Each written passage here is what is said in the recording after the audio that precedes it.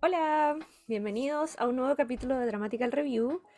Ya el quinto mes de julio, por lo tanto, el quinto mes que hago un capítulo en relación a la comunidad LGBT.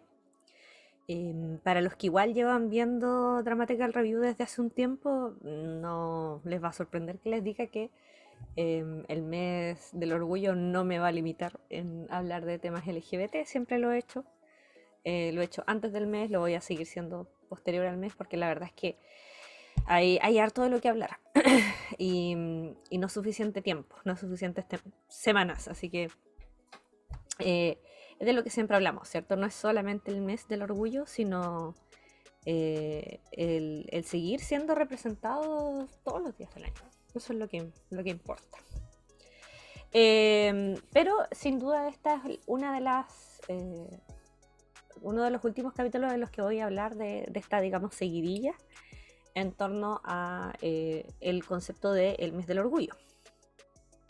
Y la verdad es que estuve pensando bastante cómo cerrar, porque la verdad es que se me quedaron hartos temas en el tintero, hartas cosas de las que hablar. No sabía cuál elegir, no sabía cuál era el cierre más propio. Y al final me decidí por este tema, donde básicamente lo que me gustaría hacer es un análisis general, muy poco, eh, digamos, pauteado, como todos los capítulos de Dramatical Review, la verdad. No tengo cero pauta, soy yo hablando, bueno, pero se nota. Em, pero básicamente esto es algo que yo hago conmigo misma, ¿ya? Cuando voy caminando por la calle, o cuando, no sé, estoy comiendo, o en la noche, qué sé yo.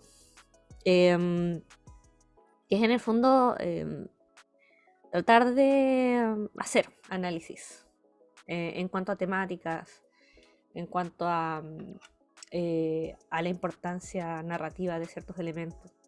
Lo hago por profesión, pero también lo hago porque me gusta mucho. Y hoy día quiero hablar de un tema del que se habla, pero no se habla, que es el tema de la representación LGBT.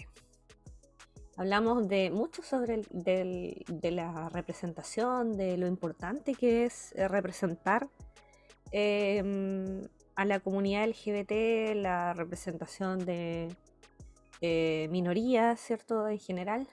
Em, pero nunca dicen qué es representación, cómo se debería ejecutar, eh, y qué está bien y qué no.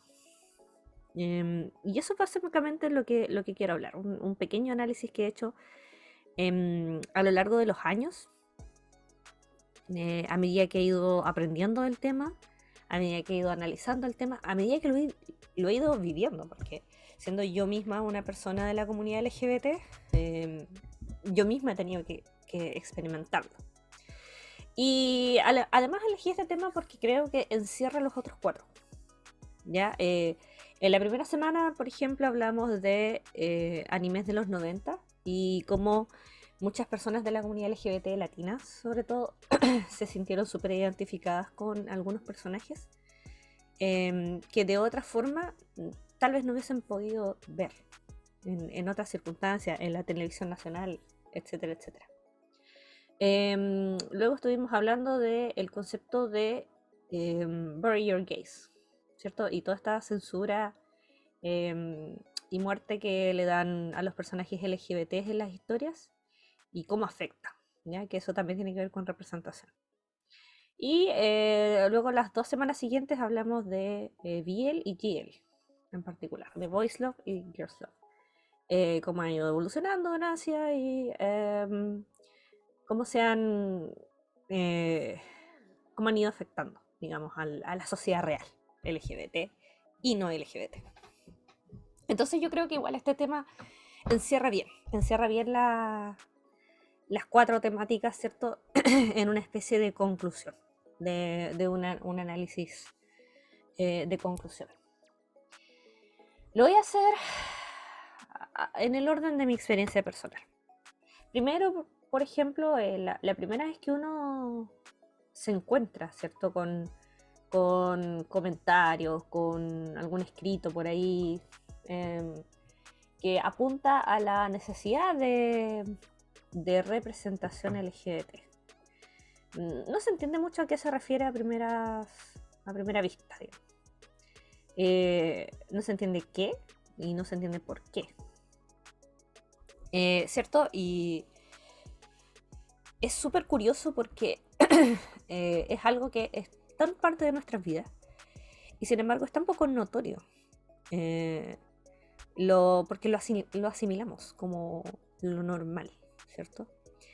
Entonces, claro, tenemos, por ejemplo, miles de historias de acción, de aventura, de romance, etcétera, etcétera, terror incluso, representado por personajes de un carácter más bien heteronormado, ¿cierto? Heterosexual también. Y uno dice, bueno, si yo como LGBT también me siento representado en historias heterosexuales, y como, o sea, está bien, o sea, tú te puedes sentir representado con John McClane, pero hay un aspecto de tu vida que podrías estar dejando de lado. Pero más allá de eso, o sea, uno no necesariamente se siente representado por un personaje debido a su sexualidad. El punto es cómo se ha ido representando esa sexualidad. Y era lo que comentábamos en el capítulo de Bury Your Gaze. ¿Cierto? Si siempre tenemos una idea del personaje no heterosexual, que puede ser cualquiera, ¿cierto? El personaje no heterosexual, como un personaje, como un villano, por ejemplo, como una persona enferma, como una persona que siente vergüenza de lo que es, una persona que no tiene ninguna de esas, pero que aún así no puede ser feliz porque tiene muchos problemas y es acosado y es atacado y puede terminar incluso en suicidios y otras cosas terribles. Sin duda genera un impacto. Y es porque, sobre todo, ¿cierto? A propósito del tema de películas y series, etcétera, etcétera, con la proliferación de la industria hollywoodense, Estados Unidos hizo algo muy, muy particular, que es que no solamente Estados Unidos vende productos, sino que vende ideas. Estados Unidos comercializó con su cultura, y voy a poner cultura en unas comillas muy grandes. Comercializó con esa cultura. Entonces, de hecho, está este chiste recurrente respecto a que Estados Unidos no tiene cultura, y no es que no tenga cultura, lo que pasa es que la vendió. Entonces ahora la cultura estadounidense es la cultura de todos, de todas las personas. Y no tienen una idea conceptual de ser norteamericano que no sea, digamos, lo normal o la norma. Y eso es lo que pasa. En el fondo, si tú manchas toda una pintura de verde, da lo mismo lo que haya en las pinturas debajo. O sea, se puede como medio apreciar, pero si le preguntas a una persona de qué color es la pintura, te va a decir verde. Y ya, es lo primero que ve, es lo primero que se nota. Y por lo tanto también nos ha afectado a todo el mundo y la forma en la que todas las culturas empezaron a ver el concepto de la homosexualidad. Ahora, no es necesariamente toda la culpa de Estados Unidos. Gran Bretaña, ¿cierto?, hizo lo suyo cuando invadió y saqueó civilizaciones enteras. Y así lo hicieron también muchos colonizadores, en donde no solamente traen armas y enfermedades, sino que además traen sus propios prejuicios y conceptualización moral que imponen a otras. Dicho esto, no hubo un espacio para una mayor diversidad de identidad sexual. Y por ende, ¿cierto? Considerando todos los factores anteriores, se genera esta conceptualización incluso con el código Hays, ¿cierto? Que prohíbe incluso la aparición de historias LGBTs en el cine. Básicamente se produjo lo que algunos de los millennials que pueden estar viendo ahora se familiariza muy bien, que es el concepto de la persona LGBT como un secreto. Como un secreto que todo el mundo sabe, pero que nadie debe hablar del secreto. Porque en el fondo está mal. Está mal visto. Entonces, ¿cierto? Todos tenían un tío o sí, o una tía de la que cuchicheaban así por... tú me entiendes, ella es... me sigue, ¿cierto? Me sigue. Esa era como la conversación entre los familiares. Como, es que ella es así. Y los otros decían... "Ah". Pero nadie decía que era, nadie decía cómo era, los niños se confundían mucho. ¿Cierto? Entendían en el fondo que se estaba hablando de un tema delicado y que no tenían que preguntar nada, pero quedaba la duda, ¿cierto? De qué era lo que pasaba, cuál era la situación. Esto nace precisamente por el tipo de representación que se produce en los libros y en la pantalla, en el cine, en la televisión, etcétera, etcétera. Porque les guste o no, y lo crean o no, la ficción sí genera una influencia en la realidad. Y no están tan separados como a veces nos gustaría creer. Nos afecta de una forma muy, muy personal y casi subconsciente. Sobre todo en estas últimas generaciones en donde la tele, digamos, el concepto de tele está prendido todo el rato. No sé, puede ser en YouTube o puede ser en la tele abierta y da lo mismo, porque en el fondo lo que pasa ahí es que estás consumiendo de forma consciente e incluso inconsciente una serie de estímulos y entre esos estímulos viene la conceptualización moral. Y insisto, o sea, podrías estar haciendo otra cosa, puedes estar haciendo aseo, pintando un dibujito, ¿cierto? Jugando con tu perro, pero de fondo está eso, está la radio, está... Entonces, es súper heavy pensar en cómo nos moldea la sociedad, ¿ya? Tienen que pensar que los humanos igual son primates y aprenden todo a través de la imitación, a través de lo que les dicen, pero también de lo que observan. Entonces, si tú no tienes una exposición a un tema, va a ser difícil que puedas lidiar con él. Y eso era lo que pasaba en el caso de la representación LGBT. Ahora, lo otro importante a recordar es que el humano de por sí tiene una resistencia al cambio y a lo que se establece como verdad. Porque en el fondo la verdad, si bien la verdad no es verdad, ¿ya? La verdad real no existe, es sin duda un sedante súper importante en la vida de las personas, porque en el fondo si no creyéramos que nada es verdad y que nada es realidad, sería un poco difícil vivir.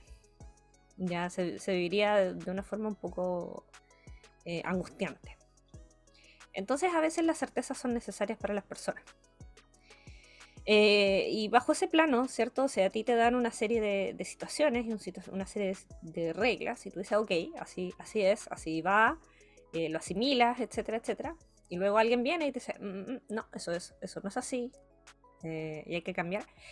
La primera reacción que tiene la gente siempre es de resistencia, ¿ya? Que es también otra de las situaciones que se ha observado en el proceso de los últimos años con el avance de la comunidad LGBT en cuanto a representación. O sea, hay gente que de forma no irónica cree que existe una agenda gay que básicamente está tratando como de imponer una forma de pensamiento o una ideología con la intención de, no sé, maleducar, hacerle daño a alguna persona, ¿cierto? Manchar la moral y las buenas costumbres. No lo sé, no lo sé. Destruir la familia, he escuchado mucho eso. Destruir la familia, destruir la familia. No el alcoholismo, que existe en gran parte de Latinoamérica. Eso no destruye la familia. La homosexualidad destruye a la familia, ¿cierto? Entonces tenemos todas estas situaciones eh, como de este fantasma, de este monstruo que viene a atacar los bonitos y buenos valores. Pero piensen en una situación. A muchos de nosotros nos ha pasado y nos sigue pasando, ¿cierto? El tema de romper el cascarón, que tiene que ver con nuestro crecimiento como personas. Y yo creo que eso es una buena analogía de cómo funcionan todo este tipo de cosas en el mundo, ¿ya? En el planeta, en la sociedad, en cada uno. Y es como, esto es una metáfora. Cuando ustedes son niños, eh, sus papás, no solo como personas, sino como concepto. El concepto de papá y de mamá es una verdad. Entonces, si tu mamá te dice que esto está bien, significa que está bien. Y no hay que ponerlo en duda. Si te dice que está mal, es porque está mal. Y no se duda. O sea, es tu mamá y todo lo que tu mamá cree, todo lo que tu mamá piensa es cierto. Es una verdad. ¿Y qué pasa cuando uno es adolescente? Empiezas a observar otros tipos de situaciones. Y hay situaciones en las que tu mamá efectivamente tenía razón, que son de esa manera. Y luego otras situaciones en las que en realidad no tenía tanta razón. Y en el momento en que las vocalizas, ¿cierto? En el momento en el que dices, oye, creo que esto no es así como lo estás diciendo, o no es así como tú lo piensas. La primera reacción de un papá es el ataque. O sea, si esta persona me está diciendo que no es así y que no está de acuerdo conmigo, significa que me está atacando. Y todos recuerdan, todos los adolescentes, recuerdan alguna situación en la que, según ellos, ¿cierto? Según su perspectiva, trataron de presentar una situación de forma súper lógica y tuvieron papás o adultos que reaccionaron de forma muy defensiva y que los atacaron sin ninguna razón aparente. Eso pasa en la vida, ¿ya? Y cada vez, porque en el fondo lo que pasa en esas situaciones es que se rompe un paradigma. Hay cierta forma, hay cierta normalidad, y vuelvo a usar esa palabra entre comillas, hay cierta normalidad que se rompe y que deja de ser así y causa inseguridad. O sea, si la relación entre este papá y este hijo no va a ser de la forma en la que ha sido durante todos estos años, entonces, ¿qué podemos esperar? ¿En qué se va a transformar? ¿Y si se transforma en algo malo? ¿Y si mi hijo se transforma en una horrible persona porque no me hace caso? Están estas inseguridades. Y eso tiene que ver con el tema de romper paradigmas, de cambiar las cosas como están y de la resistencia natural de los humanos al cambio. Pasan todo. Pasó con el concepto del racismo, pasa en el concepto del feminismo, pasa en el concepto de la representación LGBT. Teníamos una forma de ver la cosa, que era la verdad, ¿ya? Estas personas sí puede que existan, pero tienen un problema, están enfermos, necesitan ayuda, no está bien, es algo malo, por lo tanto hay algo que hay que tenerlo así como calladito y todas esas cosas.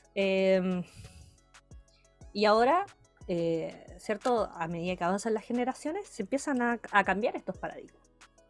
Y empieza la gente a decir, oye, mira, tal vez esto que hemos creído toda la vida que es así, no es así. Y eso es lo que genera como la reacción explosiva, la reacción del ataque, la agenda gay, el lobby gay y todas esas cosas que a los conservadores les da tanto miedo. Ahora, no necesariamente significa que hay que destruirlo todo, ¿cierto? Sino que se trata de sentarse y mirar la situación como em, desde una perspectiva, sé que es imposible, pero desde la perspectiva más objetiva posible, de tener la altura de mira de poder sentarse y conversar sobre algo, y presentar las evidencias y presentar los pros y los contras y tener una discusión real. Y ese es mi objetivo del día de hoy, o sea, es el presentar el por qué se necesita la representación LGBT. Ya había mencionado que se necesita la representación por un tema de acostumbramiento e imitación. Ya. Generalmente para este tipo de cosas yo siempre uso una analogía. Y es que básicamente es como si tú fueras, no sé, por la plaza de tu ciudad, ¿cierto? Y un día cualquiera hay un elefante en la plaza de la ciudad. Por supuesto que va a causar conmoción.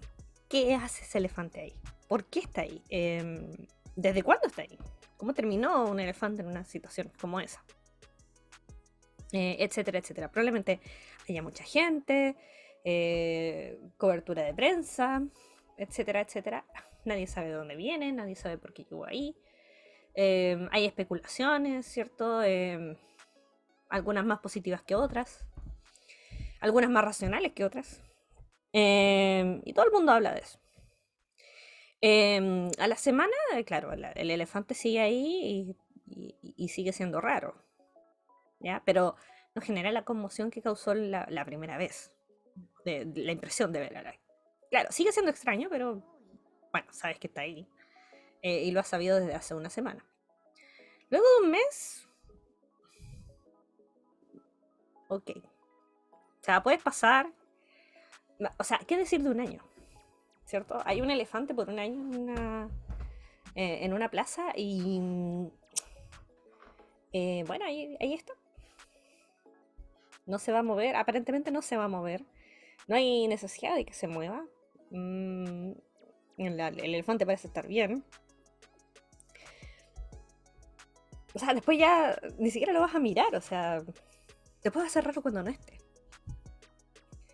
Y eso tiene que ver con una idea de adaptabilidad. Entonces, por supuesto que sorprende.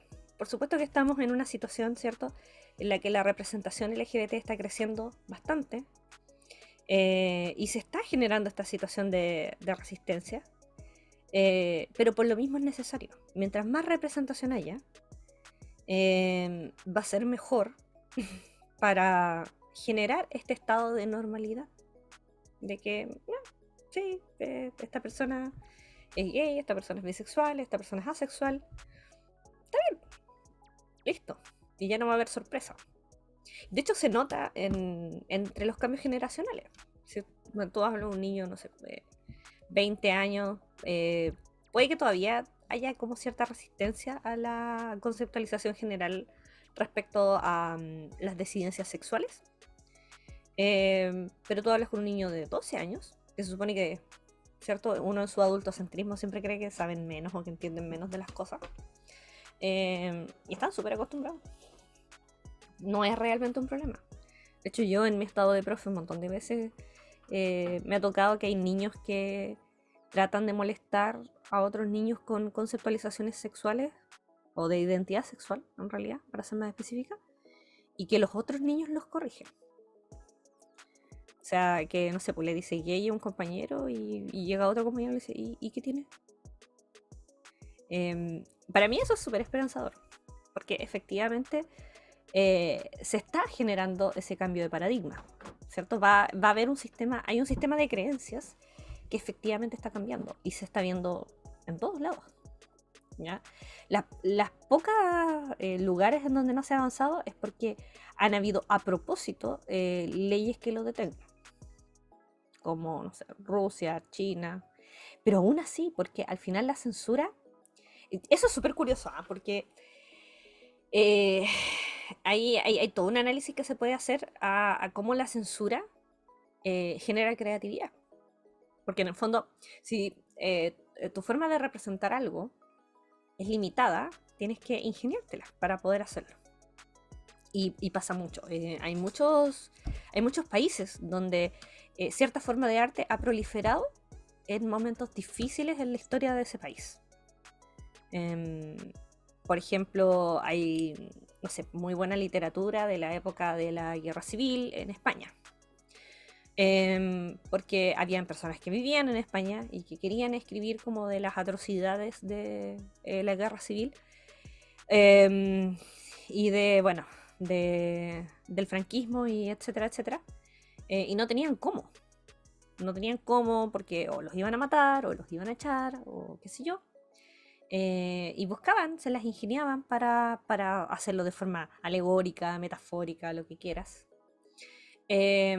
Otros lo hicieron de forma más directa y lamentablemente sufrieron las consecuencias, pero generan en el fondo esta idea de querer mostrarlo de alguna forma, de una forma que sea ingeniosa. Entonces, incluso en algunos países donde socialmente no se ha avanzado tan rápido, artísticamente sí lo ha hecho. Y eso a mí me parece fascinante, como es de hecho el caso de China, que lo había comentado en el capítulo del Biel, con el concepto del Danmei. Lo que está pasando en China en concreto, en la China comunista, es súper, súper, súper interesante. Igual me gustaría cerrar esta primera parte dejando en claro que no se trata de obligar a nadie a ver nada. Se trata de acostumbrar a alguien a ver algo que no tiene nada de malo. Sin ir más lejos, yo como persona LGBT llevo 30 años viendo historias heterosexuales, ¿ya? Y bueno, ahí hay otro punto que tocar, que la gente cree que la representación LGBT va a convertir a los niños en homosexuales, lesbianas, gente depravada, etcétera, etcétera. No. ¿Cierto? Y es como lo que siempre comentábamos entre la gente en la comunidad de, bueno, yo llevo, no sé, 30 años viendo series heterosexuales y no soy heterosexual. Así que no sé ahí cómo funciona la lógica de la situación. Así que se trata de eso, se trata de mostrar, de normalizar. Ahora, ¿sirve exactamente todo tipo de historia? Es una buena pregunta, ¿ya? Y lo vamos a dejar para la próxima parte. Nos vamos a ir a una breve pausa comercial. Nos vemos.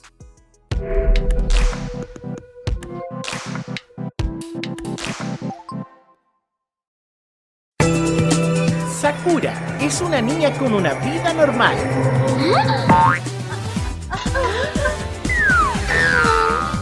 Pero un extraño suceso lo cambiará todo. Aquí hay alguien que esté dispuesta a recibir esa misión. Es una niña y su nombre es Sakura. ¡Libérate!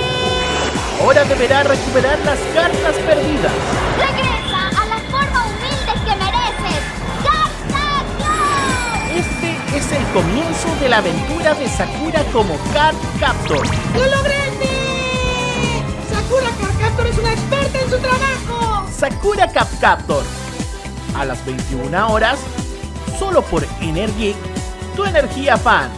Con grandes expectativas, los seres humanos abandonan la Tierra para iniciar una vida nueva en colonias espaciales. Sin embargo, la Alianza Unida de la Esfera Terrestre gana poder militar y toma control de una colonia tras otra, usando el nombre de la justicia y la paz. Jóvenes líderes intentan iniciar una nueva tendencia. Trice se ha enfocado en el desarrollo de Mobile Suits, lo cual hace que sea una unidad completa. Sin embargo, hay muchos a los que no les agradan y confían en ellos. No me parece correcto generalizar ese comportamiento contra las colonias. El problema que estamos enfrentando es el ataque de esos Gundams. Piénsenlo bien. Una nave de batalla. ¿Esa es la nueva arma del enemigo? Esa nave de batalla tiene similitud con un pájaro. Es que solo la Alianza y Dios tenían la tecnología necesaria para crear Mobile Suits. Todos morirán. Todos los que me ven tarde o temprano tendrán una cita con su creador. Gundam Wing. De lunes a viernes a las 15:30 horas. Solo por Energic, tu energía fan. M3U.cl, la nueva forma de ver televisión. Listas IPTV totalmente gratis. canales internacionales, regionales, noticias, películas, series, música y mucho más. La mejor alternativa a la televisión tradicional. Canales originales e independientes. Nos puedes ver donde quieras en nuestras múltiples plataformas. m3u.cl, la nueva forma de ver televisión.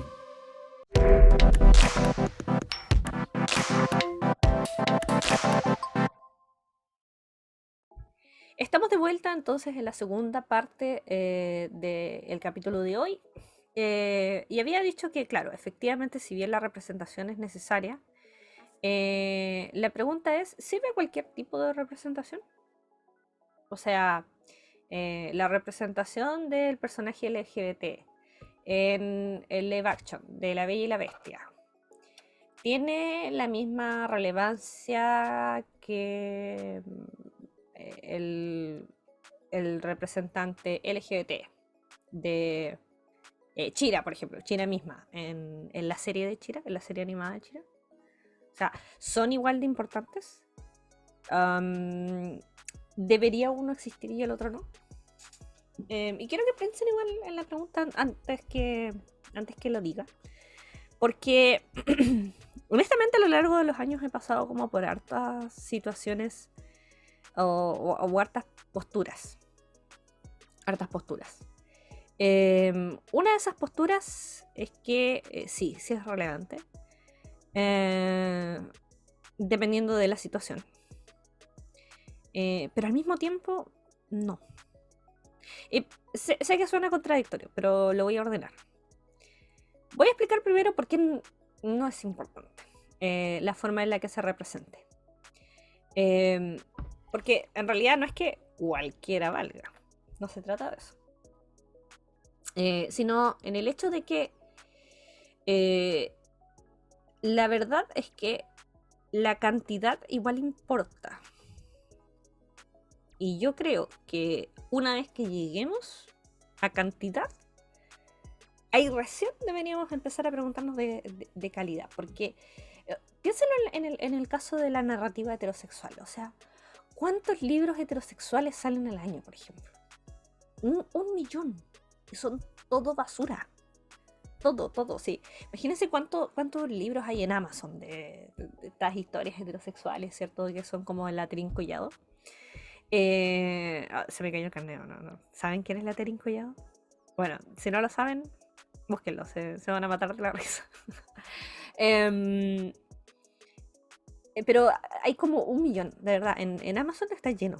O sea, solo en Amazon. Imagínense todo el resto que sale. La cantidad de historias heterosexuales que hay, de novelas, de películas, de series, etcétera, etcétera. Y hay algunas que son horribles. De hecho, la mayoría son horribles. Yo diría fácil el 80%, y estoy siendo muy generosa.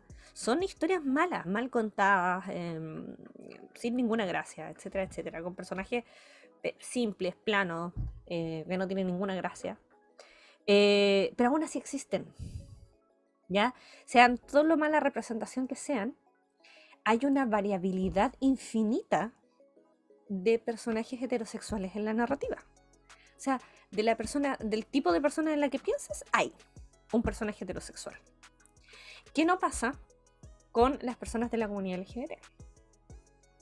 ¿Ya? Yo igual entiendo que uno sea crítico de lo que consume, pero partamos por el concepto cantidad primero. En el fondo sí nos preocupáramos de que hubieran solo representaciones LGBTs que sean la más pura de la calidad, no habría nada.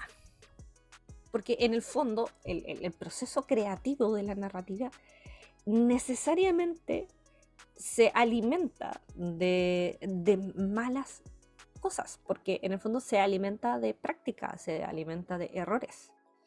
Y puede ser todo lo cliché que quieran, pero el cliché es necesario. ¿Ya? El cliché no existe por sí solo, el cliché existe porque hay una fórmula que se generó de forma novedosa, y que alguien dijo, ¡ay, qué buena esta cuestión! Y la empezó y la repitió. No exactamente igual, pero la repitió. Y otra persona también se dio cuenta de esto y la repitió. Y se generó una especie de patrón que después se empieza a llenar, ¿cierto? Puras copias, copias de gente que usa la misma fórmula, hasta que se convierte en un cliché.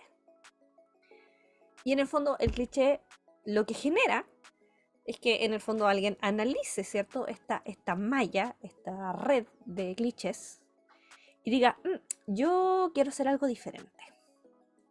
Y genera una ruptura de narrativa, que genera algo novedoso y que destaca entre medio de esta maraña, de esta red de clichés. Y cuando destaca, hay alguien que lo analiza y dice, ¡uy, qué buena fórmula! Yo la voy a hacer también. Y la copian, y la copian, y la copian, y generan otra red.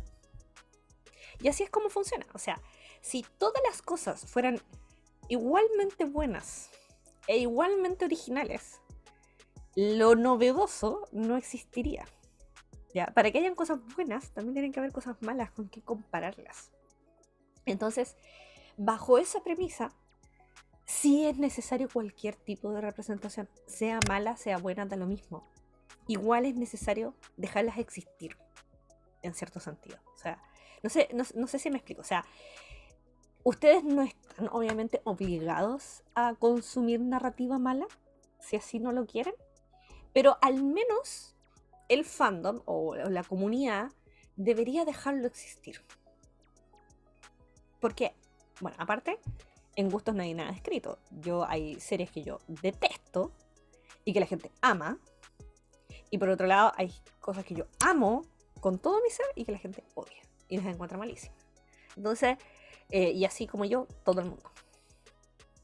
O sea, a lo mejor a ti no te gusta. A lo mejor a otra persona sí, si se siente cómoda con este tipo de representación. Por eso yo creo que a todo se le debe dejar existir. Ahora, ¿necesariamente todo tiene la misma relevancia? Por supuesto que no.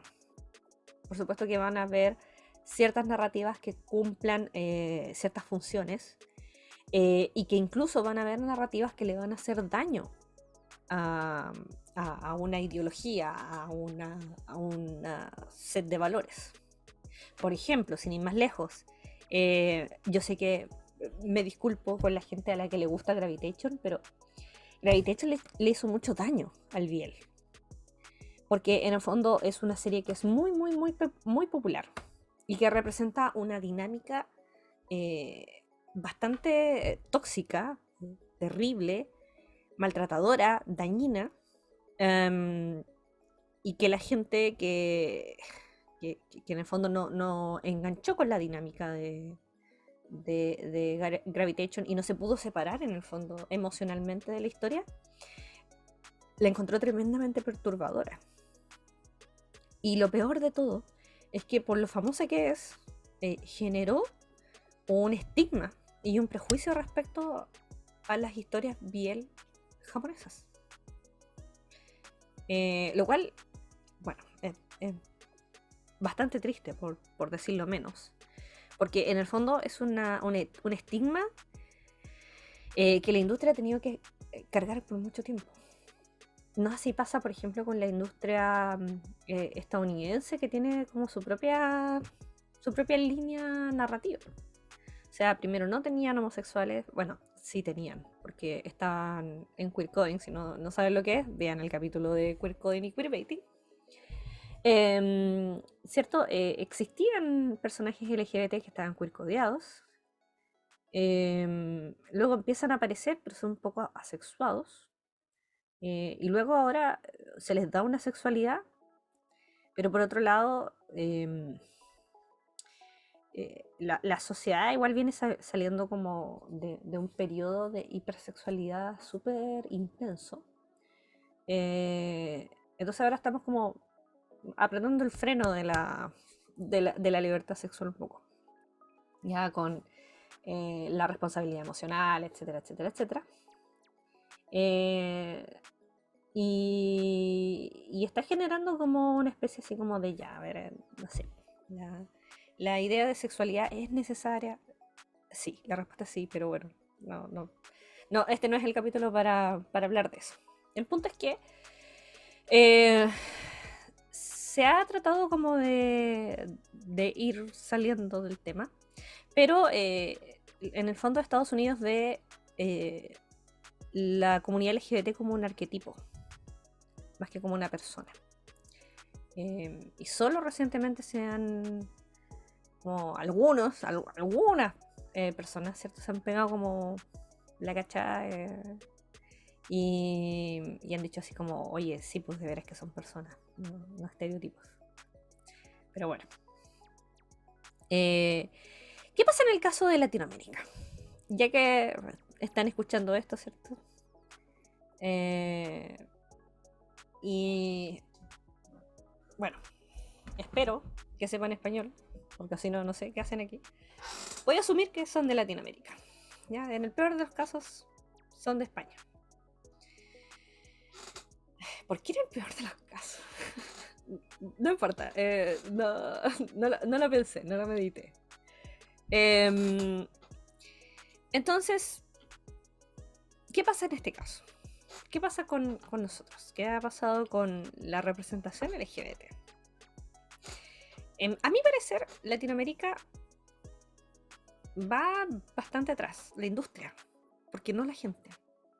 Y eso es lo que me parece súper cuático. Me parece súper heavy que Latinoamérica haya tenido que recurrir a narrativa extranjera para poder verse visualizada. Puede ser gringa, europea, asiática, lo que sea, pero han tenido que recurrir a narrativa de afuera para poder sentirse representados. Y yo creo que hay un factor en la situación. El que no sé si ustedes comentan mucho respecto al tema cuando llega el momento, y es el factor monetario. Honestamente creo que bueno, hay toda una discusión. Tengo que hacer una vuelta larga para explicar esto. Y es que tiene que ver con la idea de que si realmente la discriminación proviene de la identidad sexual o de la identidad sexual sumada al estatus económico de la persona. Dígase, en el fondo, no es problema que una persona sea gay, el problema es que sea gay y pobre. Y pasa con todas las minorías. El problema no es que sea negro, el problema es que es negro y pobre, etcétera, etcétera, etcétera. Y aquí estamos hablando de ideología LGBT política, ¿ya? En el fondo, que no tiene que ver con los partidos políticos, sino que tiene que ver con cómo opera esto en la sociedad y cómo se regula. Y pareciera haber, incluso en los países en donde la homosexualidad está penada por ley, que efectivamente esa es la problemática, que tiene mayor relación o agravante con el tema de la pobreza. Y Latinoamérica, que ya tiene problemas de plata, no ha tratado muy bien a la comunidad LGBT a lo largo de los años. Y está esta idea, consciente o subconsciente, de que una persona homosexual en Latinoamérica, por ser pobre, va a ser necesariamente mal visto. Esta es una teoría personal, no lo leí en ningún lado. Es tema que he ido analizando con los años. De hecho, si hay personas de otro, yo soy de Chile, si hay personas de Chile o de otros países que me puedan mencionar narrativa LGBT latinoamericana donde las personas no sean acomodadas económicamente. Es que si hay uno, díganme, porque yo la verdad estoy tratando de pensar en uno y no puedo. No conozco a ningún homosexual de la tele o de alguna película que no tenga plata. Todos tienen plata. O sea, no necesariamente millonarios, pero tienen una situación económica solventable. No puedo pensar en la idea de un, no sé, de que haya alguna serie o algo donde haya una persona así como en una situación de pobreza real que sea LGBT. No se me ocurre. Si a ustedes se les ocurre, díganme. Y me voy a corregir a mí misma. Y también me interesaría verlo. Porque de verdad, por ejemplo, en Argentina salió una serie de detectives. No, abogados. Se llamaba Prófugos, creo. No me acuerdo. Pero era de abogados y era de un abogado que estaba como en sus 50s. Que contrata a otro abogado como para ser compañeritos de trabajo, que es un poco más joven, que se va a casar, que está como prometido para casarse, y se va a casar, ¿cierto? Y resuelven casos, abogacía. Y ahí contaban una historia homosexual que estaba como en primera plana. Porque eran los protagonistas. Y era todo muy sufrido. Y eso era, o sea, de partida era gente educada, ¿cierto? Título universitario, profesional.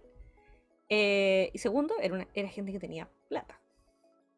Y aún así había una chorrera de problemas, porque el tipo después como que no se quiere casar, o creo que sí se casa, no me acuerdo. Pero eso, o sea, como que era como mucho sufrimiento y mucho horror y bla, bla, bla. Era buena, sí, era buena, la verdad. Yo la vi. Me piqué igual al final. Pero qué sé yo. De España, bueno, ha habido harto, pero insisto, así como pura gente de plata. Elite. Incluso hace años atrás en Física o Química había una pareja popular LGBT. Uy, a propósito, en la serie argentina alguien termina muerto. En Físico-Química alguien terminó muerto. y eso, y los matan. En el fondo. Entonces siento yo que la industria hispanoamericana se ha quedado bastante atrás en cuanto a narrativa LGBT. Van como, yo digo, fácil 2 décadas atrás en cuanto a narrativa. Lo curioso es que existe interés por parte de la comunidad latinoamericana en consumir historias LGBT. Ahora, yo no sabría decir, porque como no conozco algún ejemplo concreto, yo no sabría decir que, por ejemplo, si, por poner un ejemplo, yo escribo algo, ¿cierto? Yo escribo una historia LGBT. Como esa, como a la que estaba apuntando. Y la envío a un canal nacional. Y la prueban. Y la hacen. Y la gente que consume contenido LGBT extranjero, ¿irá a verla? No sé. Tal vez. Puede ser. Porque igual, por ejemplo, han habido... Hoy no quiero mencionarlo, pero bueno. Este libro, ¿cómo se llama? Still With Me y Still With You, que es de la Lili del Pilar, que tiene temática LGBT y aparentemente le fue muy bien. Es como un bestseller y toda la lecera. Es muy malo. Pero bueno, ya dije el tema de la representación, pero es que escribe muy mal. Y lleva tanto rato escribiendo. ¿Cómo puede escribir tan mal? ¿Será libro esa persona? Bueno, en fin. La Lili del Pilar, por ejemplo, que bueno, le fue bastante bien. Puede ser, puede que el nicho se traspase. Y hay otros ejemplos. Por ejemplo, hoy día está saliendo una serie de televisión taiwanesa que tiene una pareja LGBT como principal, pero no se trata sobre eso, se trata sobre mafia, sino que da la casualidad que los protagonistas son LGBTs, pero no es necesariamente esa la no, es igual es. Sí, es igual es, porque igual es como su relación la que cambia la historia. Pero, filo, el punto no es ese. El punto es que se llama King Porsche. Ya le faltan 2 capítulos para terminar. Y desde que empezó, cada vez, porque sale los sábados, por favor, si no me creen, vayan el sábado a mirar el trending topic de Twitter. No importa en el país latinoamericano en el que estés, te aseguro que Kim Porsche va a estar en el top 10. Se llama Kim Porsche. O sea, trending topic cada semana. Porque tienen un fandom así. Que creo que en el fondo va a pasar con ese tipo de narrativa lo que ha pasado con muchas otras cosas. Pero más recientemente con el K-pop. Que yo creo que Corea jamás se imaginó que iba a tener tan buena venta su conceptualización industrial que en Latinoamérica. O sea, siempre me acuerdo cuando recién empezaron a llegar los coreanos a Latinoamérica, así como una especie de experimento, a ver si llegaba gente a sus conciertos. Y de hecho lo hacían como en lugares chiquititos y todo, y se llenaba y la gente como vuelta loca. Y los artistas vueltos locos, así como, ¿por qué se está famoso aquí? Al punto que en la televisión coreana actualmente están apareciendo un montón de gente latina, que es mitad latina, mitad coreana, y así sucesivamente. Entonces, es súper cuático ver como el interés que existe en Latinoamérica. Y el deseo también de querer verse representados a través de las historias LGBT. Así que para la gente que se quiera iniciar en la televisión, yo creo que ahí hay un nicho que explorar. Alguien que escriba un guión o que haga una película o algo. Bueno, en la película de una mujer fantástica ganó un Oscar. Que tenía un personaje trans de protagonista. Ya. Bien. Y tengo Medio Torero, que salió hace poco. Cierto que es una adaptación donde efectivamente tenemos una persona gay que es pobre. Y su interés romántico también es pobre, porque es estudiante, así que es pobre. Pero igual es como hacer trampa, porque está basada en un libro de Lemebel. Y Lemebel, al igual que yo, sí le presta atención a este tipo de cosas. El tema el tema monetario no es menor. No es menor. Sobre todo en la representación del arte. Creo que voy a hacer un capítulo sobre eso. Tengo interés personal en hacer un capítulo respecto a cómo el dinero influye en el arte. Porque la gente cree así como que no, el arte... sí, el arte vive del aire, sí, como los artistas, los escultores, los pintores viven como las plantas, consumen dióxido de carbono, hacen fotosíntesis, se alimentan de fotosíntesis.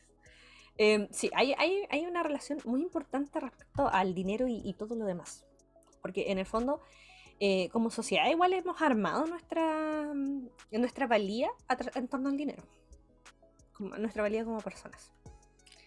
Y es algo como difícil de escapar. Tú necesariamente no puedes llegar y decir así como no, a mí la plata no me importa más. Es como, ok, o sea, puedes vivir de forma austera, pero necesitas pagar cosas, necesitas pagar luz, necesitas pagar agua, cómo lo vas a hacer, etcétera, etcétera. Hay tema. El dinero es tema. Y el dinero es tema cuando se trata de representación LGBT. O sea, hablé de homosexuales pobres, así como gays pobres, que son súper poco representados, prácticamente nada representados. O sea, ya ni decir lesbianas pobres o bisexuales pobres. O sea, no, eso no ocurre. Entonces, efectivamente hay una relación entre el tema de el ingreso monetario, el estatus social y tu valía como persona y de poder existir en los parámetros que tú consideres mejores. Porque en el fondo sí, ser LGBT no es una opción, pero vivirlo sí lo es. Porque hay gente que sencillamente no puede, se lo tiene que ahorrar. Y es la gente que está en el closet. Entonces, hay mucho que agregar ahí. Y bueno, hablo de la representación LGBT desde lo heterosexual, desde lo homosexual. Y creo que igual es importante hacer ciertos alcances. Por ejemplo, a propósito del YEL y del YEL que mencioné en capítulos anteriores, también pueden ver un avance progresivo respecto al cliché y a la poca representatividad que tenía el medio en un comienzo. Y ahora tenemos a directores, por ejemplo a Pinucci, que es la directora de Not Me, es una serie tailandesa que está, por cierto, disponible en YouTube de forma gratuita, así que si lo quieren ver, véanlo. Y Pinucci es trans, es una mujer trans que estuvo involucrada, ¿cierto?, como directora en la reproducción de Not Me, y se nota que hay personas LGBT involucradas en la historia, porque la forma en la que la cuentan es súper importante. O sea, en Not Me tenemos a personajes LGBTs que se presentan de forma política, que eso es algo que yo no he visto ni en Estados Unidos. O sea, de verdad que yo estaba así como, ¿what? De verdad no lo puedo creer. O sea, tenemos personajes trans, personajes bisexuales y personajes homosexuales, pero desde una perspectiva política, de cómo ellos agencian políticamente en la sociedad. Eso es maravilloso y muy bien contado en Not Me. Así que la recomiendo. Pero incluso en otras, por ejemplo, no necesariamente tiene que ser tan grave. En el caso, por ejemplo, de Bad Buddy, que no es Bad Bunny. Bad Buddy, que es una serie tailandesa, que es de P.A.O.F. Y A.O.F. es gay, es abiertamente gay. Se nota que hay una narrativa de una persona gay en la historia, porque hay mucha relación, o sea, la relación entre los protagonistas es súper real. Es superar el trauma generacional que existe en Bad Buddy, es súper importante en la trama, ya, de cómo estas problemáticas que viven los papás no se vayan heredando generación tras generación. Es súper importante. Y rompe un montón de temáticas. Hay una pareja de lesbianas, que eso no se había visto, y se me olvidó mencionarlo en el capítulo del YEL. Y así sucesivamente. O sea, hemos tenido actores que han salido del closet, actores que ya están fuera del closet. Por ejemplo, en Corea con Holland, es una persona abiertamente gay que actuó en un BL. Y así sucesivamente. O sea, en Japón se han estado tratando hartos temas con adultos. Como que últimamente han salido muchas series sobre adultos, sobre gente en relaciones homosexuales que tienen más de 40 años, por ejemplo. O personas homosexuales que intentan ser padres, ¿cierto? Y relaciones homoparentales. En Taiwán también salió una serie que no he visto todavía, me tengo que ver, sobre relación homoparental y lo que eso significa. Entonces, en realidad, la representación es necesaria. La explosividad, por ejemplo, de la representación trans, de la representación de lesbianas y la representación de bisexuales y asexuales en la narrativa ha cambiado profundamente la perspectiva de las personas. O sea, yo hoy en día conozco gente que yo en 10.000 años pensé que podían entender ciertas conceptualizaciones o aceptarlas, que han podido aceptarla sin problemas, porque en el fondo, lo que decía con el ejemplo del elefante, o sea, la exposición ayuda a normalizar la situación y a darte cuenta que en el fondo no son estereotipos, son personas que pueden existir de todas las formas y de todos los colores y van a haber personas LGBT que no necesariamente sean buenas y van a haber otras que sí, y van a haber personas LGBT que sean divertidas y van a otras que no, y van a haber personas LGBT que van a ser felices y otras que no, pero porque en el fondo todas esas características van más allá de ser LGBT. La idea es que en el fondo el género deje de ser relevante. Pero lamentablemente, el día de hoy, hasta el día de hoy al menos, seguimos viviendo en una sociedad en donde se discrimina a las personas por su orientación sexual. Y hasta que eso deje de ser, la representación va a ser importante. Y eso es algo que ustedes tienen que entender. Incluso, sobre todo las personas heterosexuales que probablemente ya no están viendo esto, pero si es que lo llegan a ver, la representación es importante. Ustedes tienen representación todos los días de su vida, porque su identidad sexual es la norma. La gente LGBT no. Y mientras más se exponga, mejor va a ser.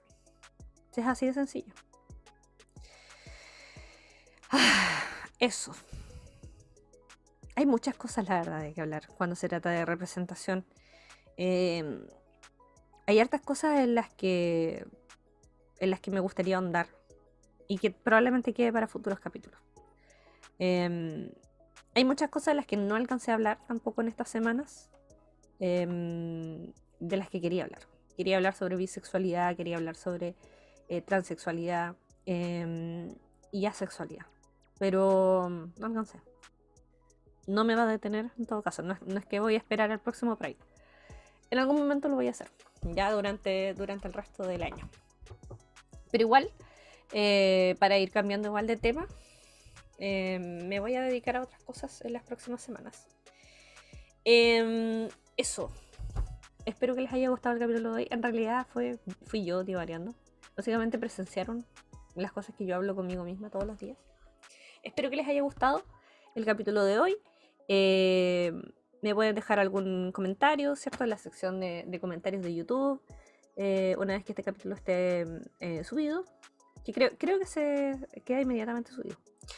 Y también lo pueden hacer por redes sociales. Van a aparecer mis redes sociales. Y también agradecer nuevamente a nuestra casa televisiva, que es Energeek. También van a aparecer por acá las redes de Energeek para que lo sigan y comenten.